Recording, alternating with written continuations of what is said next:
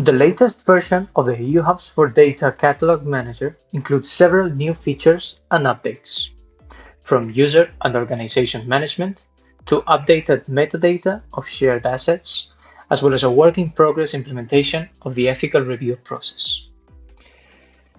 An Open API specification for local instances of the federated catalog has also been added.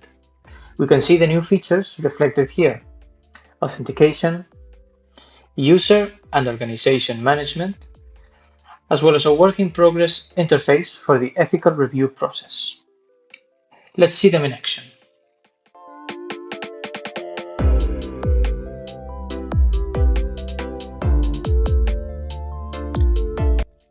What we see here is a local instance of the federated catalog with some example data.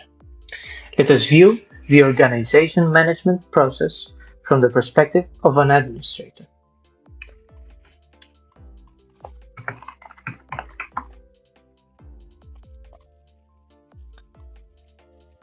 There is this new tab labeled Instance Administration. If we follow the link, it takes us to the user and organization management views. As an instance administrator, we can register organizations, which enables third parties to publish to the EUH4D ecosystem.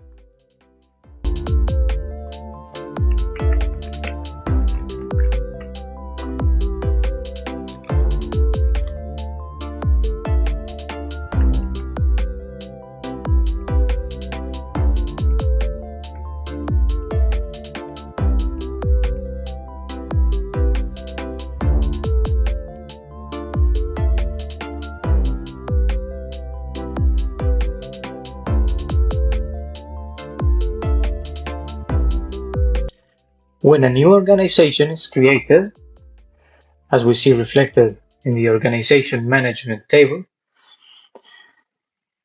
it contains a single user, the organization administrator. We can see the new organization's admin user, test, in the user management view. This privileged user has authorization to manage both users and assets. Users can be added under the umbrella of this new organization to manage its assets within this local instance of the federated catalog. Let's see what it is like to be an organization admin.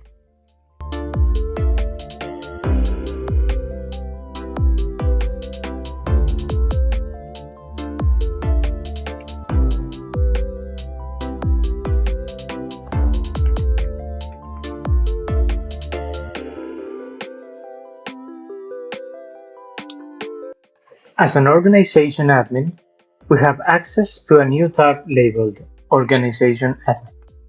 If we follow this link, we'll land on a page similar to the one we saw earlier. However, we are now limited to handling our organization's metadata and users. This organization has two users, John, the admin, and Jane, a regular member. Only John has access to this view, while both Jane and John can manage assets and name of the organization as a whole.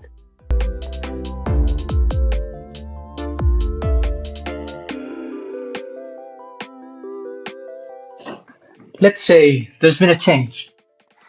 Our organization has changed domain names, and as such, we want to update our organization's data to reflect our new domain names. Our new website will be iti.com, and our new contact information will be hi@iti.com.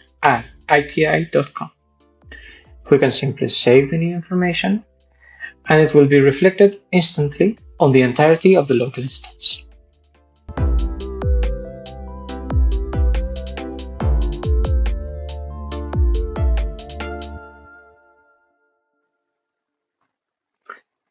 Finally, we will log in as Jane and see how regular organization members can manage assets.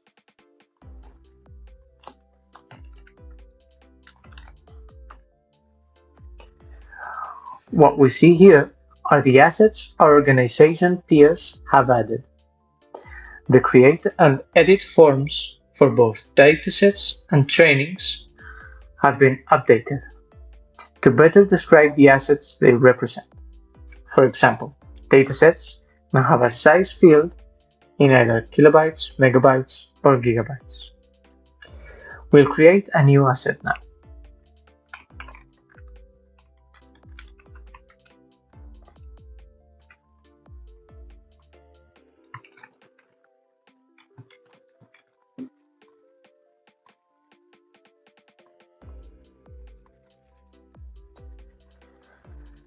The new course has been successfully registered to the local instance, but it is not shared with the rest of the Federation.